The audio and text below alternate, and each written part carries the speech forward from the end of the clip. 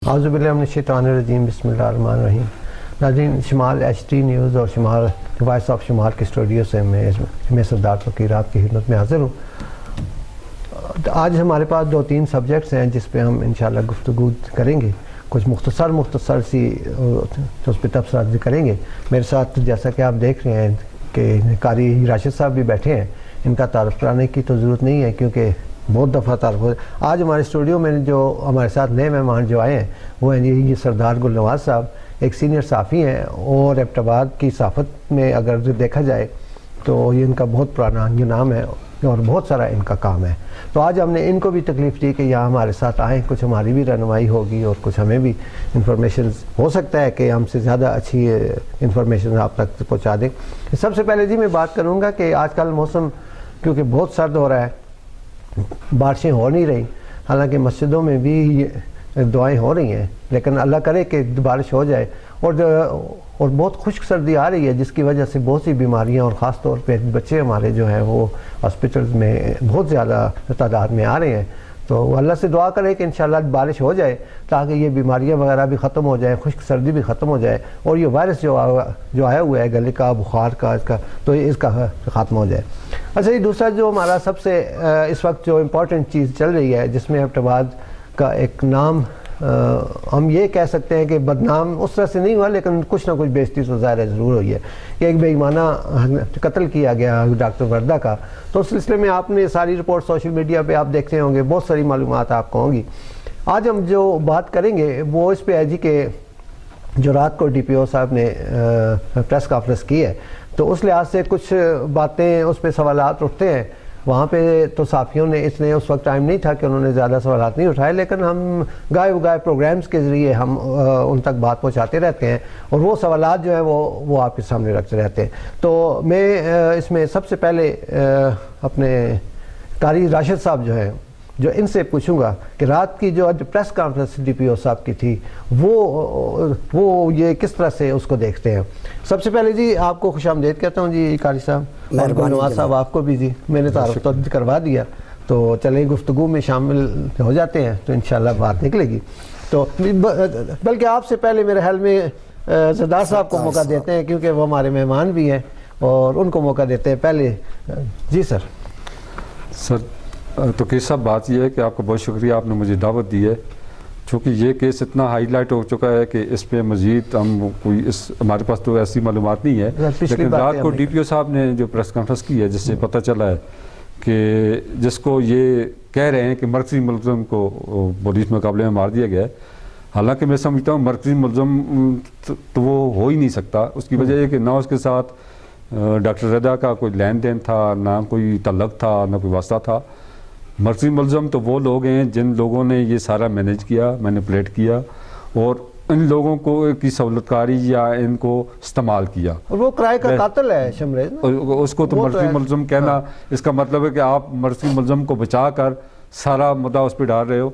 ऐसा नहीं होना चाहिए। वो मरकज़ी मुलज़म नहीं है, वो एक सहूलतकार हो सकता है, उजरती कातिल हो सकता है। उसका बराह रास्त डॉक्टर के साथ कोई ताल्लुक़ नहीं था, ना कोई तारफ़ था, ना कोई लेन देन था। तो मैं इसको मरकज़ी मुलज़म नहीं समझता हूँ। लेकिन जो मुझे हैरानगी ये है कि जब पहले दिन DPO साहब ने प्रेस कॉन्फ्रेंस की और पहले दिन ही ये अफवाह आम हो गई कि ये पेशावर भाग गया यहाँ से। हमने रिपोर्ट सुनी थी। इसके लिए पुलिस मुसलसल छापे मार रही है और रात को अचानक ये कहते हैं कि ठंडियानी रोड पे एक बंदा जहाँ वारदात करता है, ये मौका वारदात पूरा ज़िला एबटाबाद मौका है इसका। मतलब इसको हम ये नहीं कहते कि ये ठंडियानी या जिधर ये उसको डेड बॉडी दफन की गई है, ये पूरा ज़िला एबटाबाद उसके लिए ये एक मौका वारदात है। तो मुझे नहीं समझ के एक बंदा पेशावर यहाँ से भाग जाता है पुलिस से और फिर वो आकर पुलिस के सामना उसका ठंडियानी रोड पे होता है, ये कैसे हो गया? और मुझे वो वापस भी यानी इतनी आसानी से आ भी नहीं सकता है और उसको आना चाहिए भी नहीं ना। मतलब एक वारदात करके फिर उस इलाके में उस जगह पे वो मतलब उसके आने की हमें समझ तो नहीं आती वो कैसे आ गया। लेकिन DPO साहब ने कहा है यहाँ पाकिस्तान में एक कल्चर है कि बस ज़िम्मेदार लोग जो आकर बैठ जाएं। हालांकि DPO साहब ने यह भी कहा था कि अगवा के आधे घंटे या 1.5 घंटे के अंदर अंदर डॉक्टर वर्दा को कत्ल कर दिया गया था, लेकिन जबकि जो पोस्टमार्टम रिपोर्ट आई है उसके मुताबिक तो 28 घंटे वो مزید زندہ رہی ہے. وہ یہ ساری چیزیں جو ہیں مشکوک ہو جاتی ہیں. یہ رات کو سوال ہوا تھا ان سے, لیکن انہوں نے اس صحافی کو کہا جی کہ آپ کی معلومات ٹھیک نہیں ہے. نہیں معلومات کیسے ٹھیک نہیں, معلومات تو ان کی ٹھیک نہیں تھی. جنہوں نے پہلے آدھا گھنٹہ آپ کے پاس کون سا ایسا میکنزم تھا کہ آپ نے جانچ لیا کہ آدھے گھنٹے کے بعد وہ مرڈر ہو گئی ہے؟ پھر آپ کے پاس کون سا ایسا میکنزم تھا جس نے آپ کو یہ بتا دیا کہ پولیس جو مرکزی ملزم تو نہیں کہے کہ وہ شمریز قاتل وہ جو ہے وہ پشاور میں موجود ہے. اگر وہ پشاور میں موجود ہے تو اس کا پھر واپس آنے کا کیا مقصد تھا؟ چلیں انہوں نے لوکیشن پہ کر لیا ہوگا یہ ایسا, لیکن آپ کا سوال یہ جو بڑا زبردست یہ بات ہے کہ وہ ایک دم آسانی سے پھر واپس آ گیا, واپس آ کر حالانکہ کیس ٹھنڈا بھی نہیں ہوا, پھر اس کے ساتھی بھی تھے.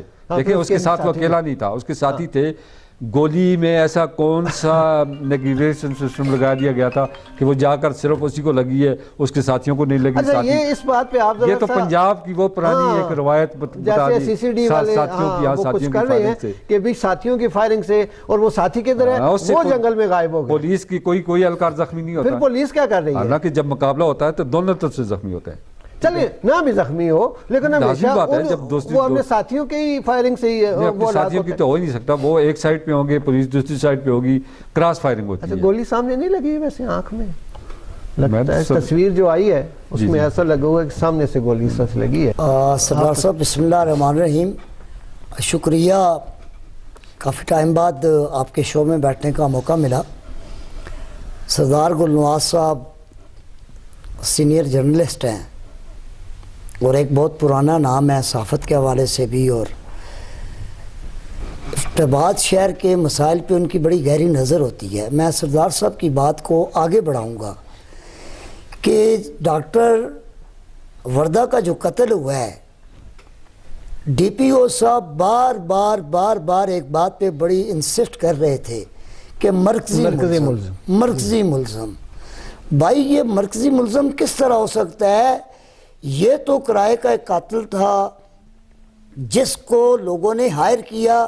آپ پولیس نے اس کیس کو خراب کرنے کے لیے, اس کیس کی تفتیش پہ اثر انداز ہونے کے لیے جو مکمل, جو بڑی ایویڈنس تھی, جو گواہی تھی, جو ثبوت تھا, اس کو پولیس مقابلے میں پار کر دیا گیا. سوال یہاں پر یہ پیدا ہوتا ہے کہ کیا پولیس نے, جو پولیس کہہ رہی ہے کہ ہم نے چھاپے مارے, کہاں پہ چھاپے مارے؟ اور اگر چھاپے مارے, جب ملزم کو یہ نہیں پتا تھا کہ چھاپے مارے جا رہے ہیں, اور یہ ڈرامائی بات کہ جی پولیس کے ساتھ مقابلے میں مارا گیا. اپنے فوٹو میں ہم نے جس طرح دیکھا کہ اس کی آنکھ ضائع ہوئی اور بالکل ایسے لگتا ہے جیسے نیرو مارجن سے اس کو گولی ماری گئی ہو. تو کیا پولیس مقابلہ سٹیٹ ہوا ہے؟ اگر سٹیٹ ہوا ہے ملزم کے ساتھ دو اس کے جو ساتھی مفرور ہیں, تو کیا انہوں نے فائرنگ نہیں کی؟ پولیس کا کوئی جوان نہ زخمی ہوا نہ کچھ ہوا. یہ باتیں, اب یہ میڈیا کا دور ہے, الیکٹرانک میڈیا ہے, ہر ہاتھ میں موبائل پکڑا ہوا ہے, ہر بندہ سوشل میڈیا پہ اپنی اپنی پوسٹ لگا رہا ہے. تو میں یہاں پر یہ بات ضرور کہوں گا کہ اس کیس کے اندر یہ کوئی پہلا کیس نہیں ہے. اس سے پہلے ایک بچی اور قتل ہوئی, کیا ہوا آج تک اس کی فورینزک رپورٹ نہیں آئی. اور میں یہاں پر تو سردار صاحب مجھے یہ کہنے کی اجازت دیجیے گا کہ پی ٹی آئی کی گورنمنٹ 3 ٹینور گزار چکی ہے, اور ابھی تک ہمارے تھانوں میں ایف آئی آر ہاتھوں سے لکھی جا رہی ہے کہ جس ایف آئی آر کو ایک عام بندہ تو نہیں پڑھ سکتا. تو کیا کسی تھانے میں اگر وہی کمپیوٹر پہ بیٹھ کے لکھی جاتی, اور پھر آپ اتنی ترقی کر چکے ہیں کہ آپ کی میڈیکل رپورٹ بھی ہاتھوں سے لکھی جا رہی ہے.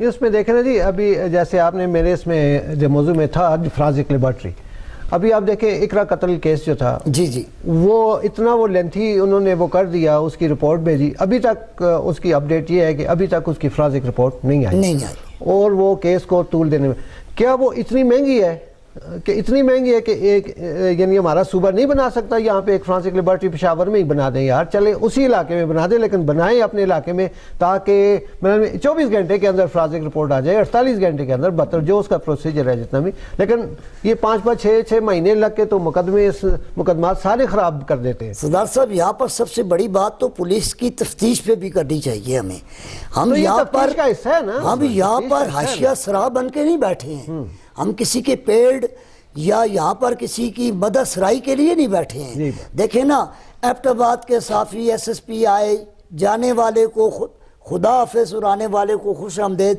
یہ ریت چل نکلی گیا ہمارے شہر کی تاجر تنظیموں کی، ہمارے شہر کے سیاسیوں کی، سماجیوں کی، یہ بھوکے لے کے پہنچ جاتے ہیں، یہ ہار لے کے پہنچ جاتے ہیں۔ ایک سرکاری افیسر آتا ہے، یہ جاتا ہے، ان لوگوں کو اس سے کیا غرض ہوتی ہے کہ یہ اس کے استقبال کے لیے سرے راہ کھڑے ہو جاتے ہیں بھوکے لے کے۔ پہلی بات تو یہ ہے کہ ڈی پی او صاحب، اب اسی ڈی پی او صاحب کا نام انہوں نے جو جے آئی ٹی بنی اس سے نکال دیا۔ اب سوال تو یہ پیدا ہوتا ہے کہ جس ڈی پی او کے زیر انڈر سب کچھ ہو رہا ہے اس کو جے آئی ٹی سے کیوں نکالا گیا؟ کچھ مسئلہ ہوگا نا۔ دوسری بات یہ ہے کہ پولیس کی جو سٹیٹمنٹ ایس ایس پی صاحب کی پہلی پریس کانفرنس آئی تھی جس میں انہوں نے یہ بات میڈیا کے ریکارڈ پہ ہے، میڈیا کے سامنے انہوں نے کہا تھا کہ آدھے گھنٹے کے بعد وردہ قتل ہو گئی، جبکہ میڈیکل رپورٹ کہہ رہی ہے 28 گھنٹے وہ کڈنیپنگ کے بعد زندہ رہی۔ یہ پوسٹ مارٹم رپورٹ۔ اچھا پہلی بات تو یہ ہے کہ جب اس کے والدین نے اس کے پیرنٹس نے آ کے پولیس کو انفارم کیا تو پولیس اس انفارمیشن کے بعد پولیس کی اگلی کارروائی کیا ہوئی؟ کیا پولیس رات کو تھانوں میں جرگے لگاتی رہی؟ وہ لوگوں کو کبھی کغان کالونی کبھی تھانے میں، اچھا جو جرگوئی تھے، کیا جے آئی ٹی اس بات کی بھی تفتیش کرے گی کہ رات کو وہ لوگ تھانے میں آئے انہیں کس بنیاد پہ چھوڑا گیا، اور جس وقت ان کو چھوڑا گیا تو یہ سب کچھ پلان ہو گیا، انہوں نے کرائے کے اجرتی قاتل بھی ہائر کیے۔ اچھا جو قاتل ہیں یہ کون لوگ ہیں؟ یہ بھی وہی لوگ ہیں جو آلریڈی ان کے اپنے امپلائیز تھے۔ ان کو ہائر کس نے کیا جی؟ یہ شمریز کا جو کہہ رہے ہیں کہ جو قاتل ہے، جو پرویز ہے، یہ شمریز ہے یا دیگر ادر ایلز جتنے بھی ہیں، یہ سارے لوگ تو ان کے امپلائیز تھے بلا کلاس والوں کے۔ نہیں شمریز تو نہیں تھا نا، میں کہتا ہوں شمریز بھی، جس نے قتل کیا ہے، جس نے قتل کیا وہ بندہ بھی آج سے کچھ عرصہ پہلے یہیں پہ بار تھڑا لگا کے کپڑے بیچا کرتا تھا۔ اچھا یہ شمریز کو آج پہلے قتل میں نہیں آیا، یہ پولیس کو اس سے پہلے کے قتل میں بھی مطلوب تھا۔ تو کیا پولیس ستو پی کے سوئی ہوئی تھی؟ یہاں پر لوگوں کی زندگیاں اتنی ارزاں ہیں کہ حکمران چیک اینڈ بیلنس دیکھیں نا، زندگی کی آپ کا آئین آپ کی جان و مال کے تحفظ کی گارنٹی کرتا ہے۔ چلیں اس پہ تو کیا اسٹیٹ لوگوں کے جان و مال کی تحفظ کرنے میں کامیاب ہوئی ہے؟ لوگوں کا تو پولیس سے اعتماد اٹھ چکا ہے۔ سردار صاحب جو جے آئی ٹی کی جو رپورٹ وہ شاید آپ کی نظر سے گزری ہوگی، اس کے مطابق تو مین پورا پیچھے جو پلانر تھا وہ تھا رضا خاتون کا خاوند، ساری پلاننگ اس کی تھی جو جے آئی ٹی، یہ میں نہیں کہہ رہا، جے آئی ٹی رپورٹ کے مطابق۔ تو اس نے لیکن اپنی بیوی کے ذریعے یعنی سب سے انہوں نے اچھا 50 لاکھ روپے انہوں نے بینک سے جو قرضہ لیا تھا، سونا لکھوا کے یہ ہم، لیکن نئی بات جو جے آئی ٹی میں سامنے آ رہی ہے وہ یہی ہے کہ پیچھے پلانر سارا یہی تھا، اور اس نے اپنے بیوی کے ذریعے سب لوگوں سے رابطے کیے تاکہ کل اگر قتل سامنے آ بھی جاتا ہے تو اس میں پھر اس کی بیوی پھنسے۔ اچھا یہ ایک بات بتا دوں، ابھی تک میں نے خیر نہیں وہ کہیں پہ بھی سنی کہ یہ جو ہے رضا خاتون ہے، یہ ان کی شادی پہلے ایک پرنسپل تھے اسکول کے، ان کے ساتھ تھی، تو وہاں سے انہوں نے طلاق لے کر تو وحید بلّہ کے ساتھ انہوں نے دوسری شادی کی تھی۔ تیسری شادی ہے نہیں، رضا خاتون کی دوسری شادی ہے لیکن وحید بلّہ کی تیسری شادی ہے۔ تو اس نے یہ پلاننگ کی، پیسے بھی اپنی بیوی سے یہی دلوائے کہ بھائی اگر کل کو اگر یہ نکل آتا ہے کام، یہ سامنے آ جاتا ہے تو بیوی ہی پھنسے۔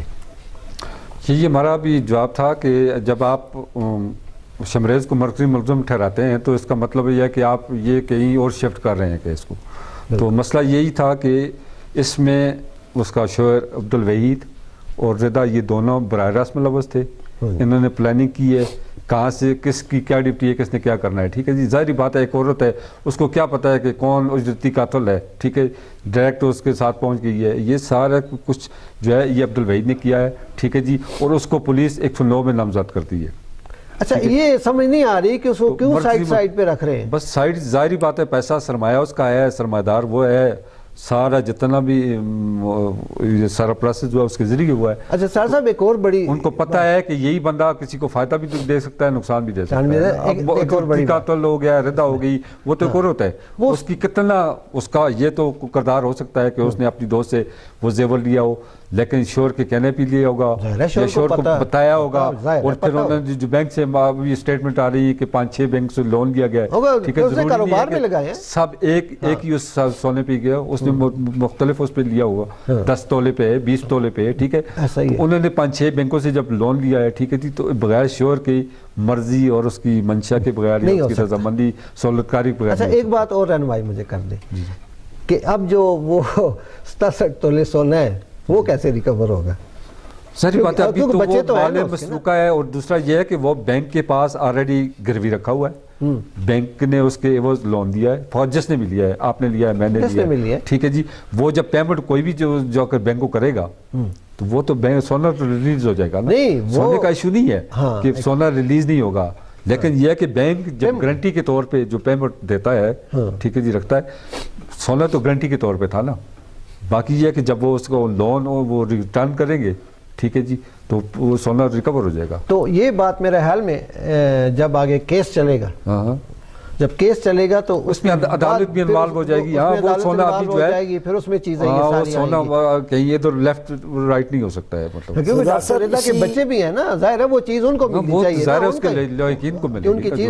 سردار صاحب, اسی ضمن میں میں اپنے ناظرین کو بھی اور یہ بات ضروری سمجھتا ہوں کہ یہ جو رضا جدون تھی, اس کی جو جے آئی ٹی کی رپورٹ کے اندر اس چیز کا بھی ذکر ہونا چاہیے اور ہے کہ اس نے فیس بک پہ 15 جعلی فیس بک اکاؤنٹس بنائے ہوئے تھے.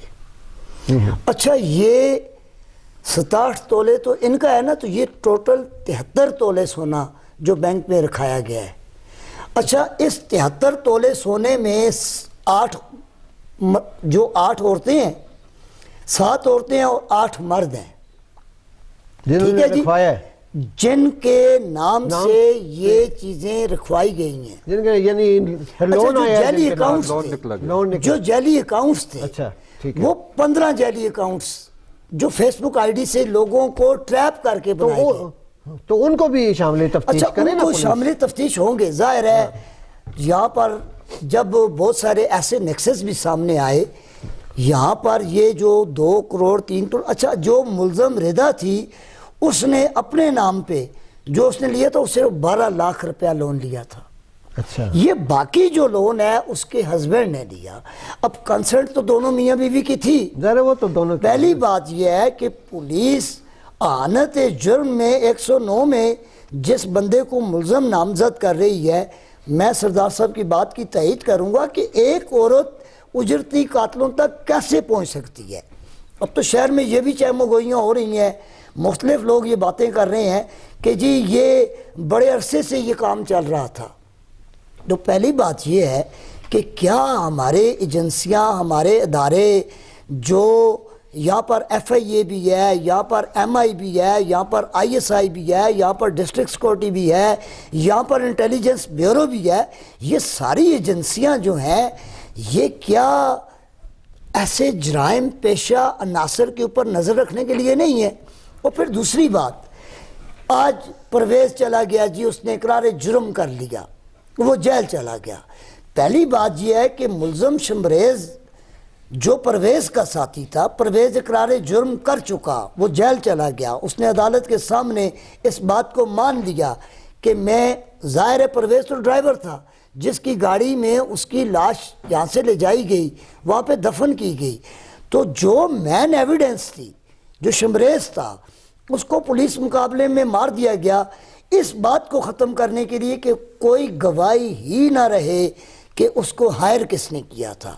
پہلی بات تو یہ ہے کہ اس کو ہائر کس نے بھی کیا, جس نے بھی کیا، جی قتل تو اس نے کیا نا، جس نے قتل کیا، جس نے قتل کروایا، اصل ملزم جو مرکزی ملزم ہے وہ شمریز نہیں تھا. شمریز تو ایک رسا گیر تھا، وہ تو ایک کرائے کا قاتل تھا، اس کو کسی نے ہائر کیا تھا. جنہوں نے ہائر کیا اصل ملزم اور مجرم وہ ہے. انشاءاللہ جی اس پہ ہم یہ فالو کریں گے اس کیس کو، سارا میڈیا ہی فالو کر رہا ہے، اور یہ بڑی اچھی بات ہوئی ہے سردار صاحب، بہت اچھی بات ہوئی ہے کہ ہمارے سوشل میڈیا جو لوکل تھا، سوشل میڈیا اور مین سٹریم چینل نے بھی بڑا نہیں، اس نے اتنا ہائی لائٹ انہوں نے کیا کہ مین سٹریم میڈیا کو بھی آنا پڑا. سارا دیکھیں یہ میڈیا، سوشل میڈیا اور لوکل میڈیا نے اس کیس کے اندر جان ڈالی، اور آج یہ کیس پاکستان کا، یہ کیس انٹرنیشنل میڈیا نے بھی رپورٹ کیا ہے. تو ابھی ہم جیسے 5-6 مہینے گزر گئے ہیں اقرا قتل کیس کا، اس کو بھی ہم نہیں بھولے، اس کو بھی ساتھ ساتھ ہم لے کر وہ چل رہے ہیں، اور کیس اس کا لگا ہوا ہے،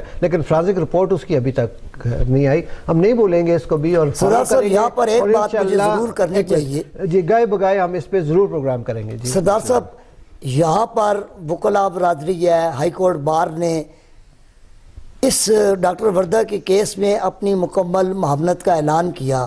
یہاں پر آج سوشل میڈیا پہ کہ جی انہوں نے یہ وکیل ہائر کر لیا، بلا لوگوں نے یہ وکیل ہائر کر لیا. کم از کم اس شہر کی جو وکلاء برادری ہے وہ انتہائی رسپیکٹو ہے، انتہائی محترم ہے، مگر ہم ان سے یہ کہیں گے کہ وہ ظلم کا ساتھی نہ بنیں. وہ جنہوں نے ایک معصوم مسیحا کی جان لی، وہ ان کی وکالت کم از کم نہ کریں. پیسے اور کیسوں میں بھی کما سکتا ہے، مگر کم از کم اخلاقی جرت کا مظاہرہ کرتے ہوئے ایبٹ آباد کے وکلاء کو ایسے لوگوں سے کم از کم ویسے ہونا یہی چاہیے. جی ہماری ریکویسٹ ہی ہو سکتی ہے ان سے کہ ان کا کیس جو ہے وہ کوئی وکیل بھی نہ لے، خیر سرکاری وکیل آ جائے گا، خیر اس میں کوئی بات نہیں. تو انشاءاللہ جی اگلے ٹاپک کے ساتھ حاضر ہوتے ہیں. اجازت دیجیے، خدا حافظ.